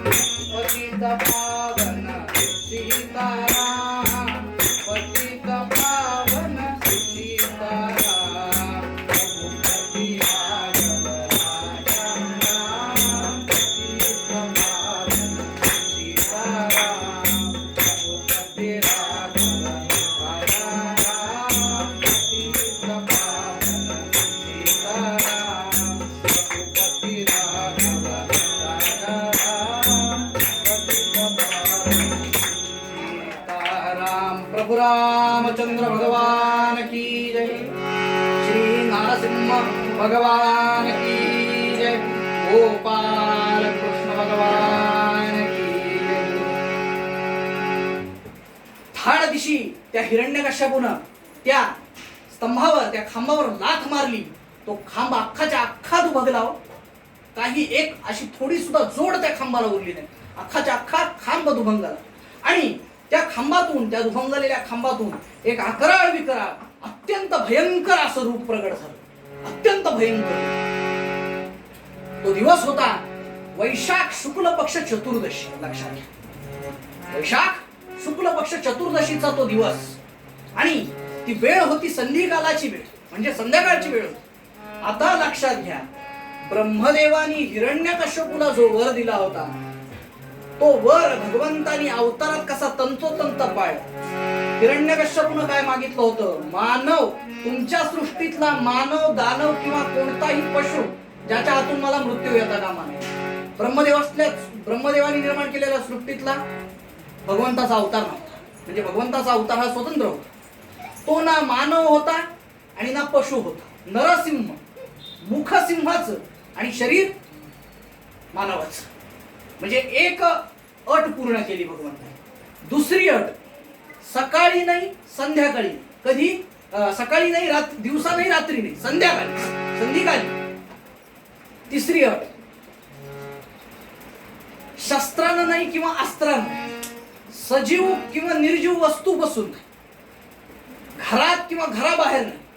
तर या नरसिंह भगवंतानी जन्म घेतलेल्या या अवताराने, या रूपाने काय केलं तर त्या हिरण्यकश्यपूला उचलून घेतलं आणि आपल्या घराच्या दारात जो उंबरठा असतो, उंबरा असतो, त्या उंबऱ्यावर भगवंत या हिरण्यकश्यपूला आपल्या मांडीवर घेऊन बसलेत. लक्षात घ्या, मांडीवर हिरण्यकश्यपूला घेतलं आणि आपल्या हाताच्या ज्या नख्या होत्या, अत्यंत तीक्ष्ण ती जी नख होती त्यांच्या हाताला, त्या नखानी अख्खा हिरण्यकश्यपू या नरसिंह भगवंतानी फाडून काढलं. त्याचं पोट जे होतं ते त्याचे दोन भाग केले. आतली सगळी आतडी बाहेर काढली.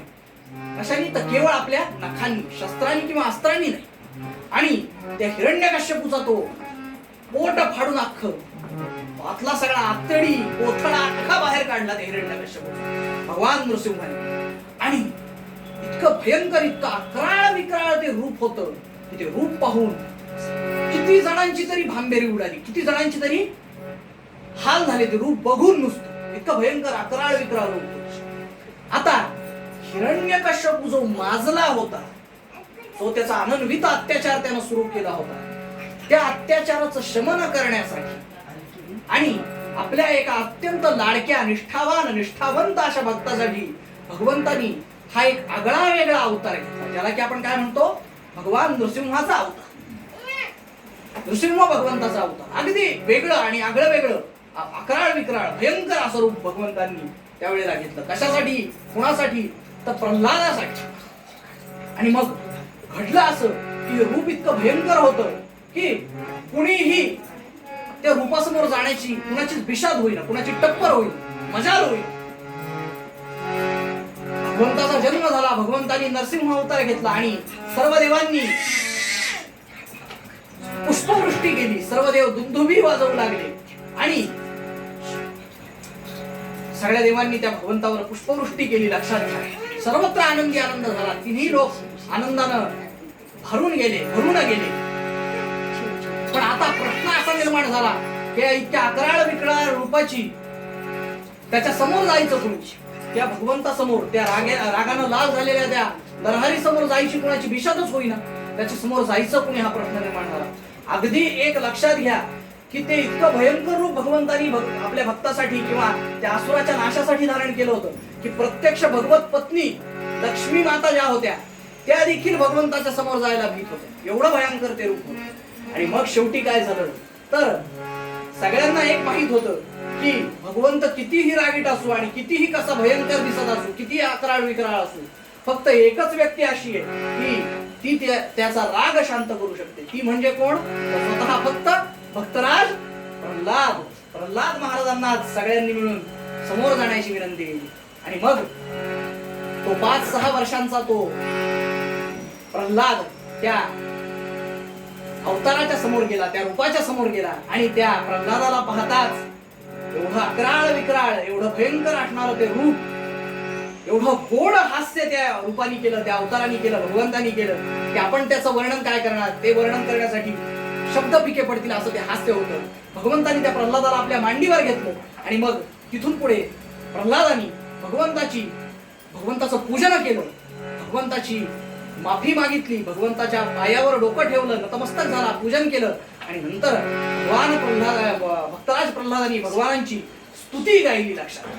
आणि अशा प्रकारे आपल्या या लाडक्या निष्ठावंत भक्तासाठी जो देव आहे तो प्रकट झाला, त्यानं अवतार धारण केला. आणि हेच आपल्याला आजच्या मूळ अभंगात भैरवीमध्ये तुकाराम महाराजांनी सांगितलं की हे भल्या माणसा, देव ही भलेही प्रत्यक्ष दिसण्याची वस्तू नसेल, अनुभवण्याची वस्तू असेल, तरी देखील जर तुझा भाव तेवढा निष्ठावंत असेल, तू जर प्रल्हादाच्या तोडीचा भाव त्याच्यावर ठेवला तर तो निश्चितपणे आपल्या दर्शनाचा विषय ठरतो.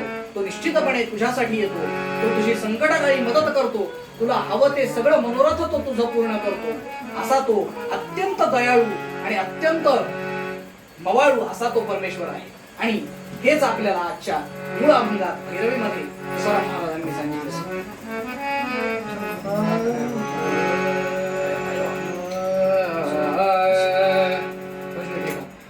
देव आहे, देव आहे, देव आहे, देव आहे, जवळिया अंतर बाहे, जवळिया अंतर बाहे, अंतर बाहे, देव आहे, देव आहे,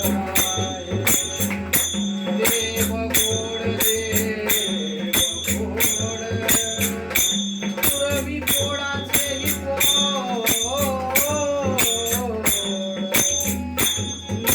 देव दयाळ,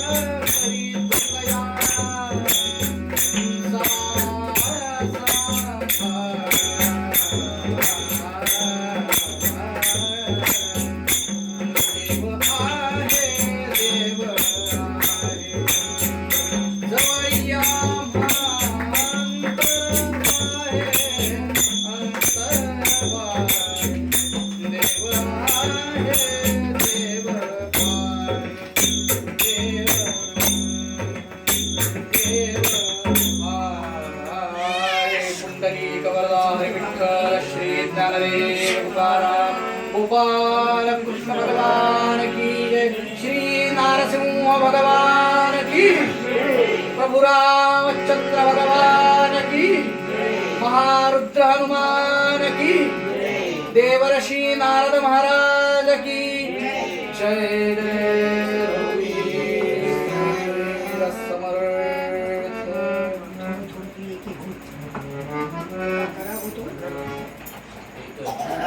दहा मिनिटामध्ये नरसिंहाचं पूजन होईल, आरती होईल. या आरती झाल्याच्या नंतर ब्राह्मण रूपी नरसिंहाचं पूजन म्हणजे बुवाचं पूजन होईल. ते झाल्याच्या नंतर मग तीर्थप्रसादाचा कार्यक्रम होईल. तर सगळ्यांनी शांत इथं बसून इकडे करून केलं तरी चालेल. पूजा आणि आरती